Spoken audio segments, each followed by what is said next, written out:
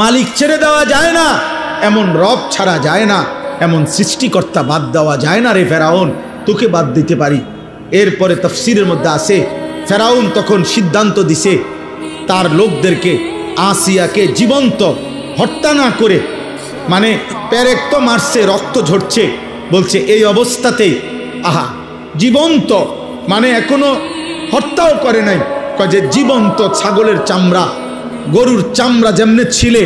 আসিয়ার শরীরের চামড়া এভাবে ছিলতে থাকো। তাফসীরের মধ্যে আছে হযরত আসিয়া তখন আল্লাহর কাছে একটা দোয়া করছে, আল্লাহ এই মুহূর্তে আমি আর কেমনে সইব মাওলা, আমি তো জান দেব মাওলা তোমার জন্য,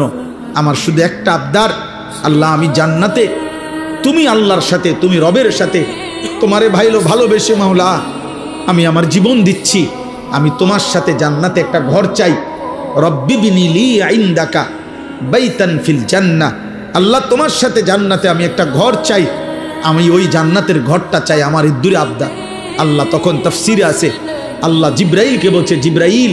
আমার আসিয়ার জান্নাতের ঘর তার চোখের সামনে নিয়ে যাও, ও যেন জান্নাতের ঘর দেখতে দেখতে শহীদ হয়ে জীবন দিয়ে আমার জান্নাতে চলে আসে।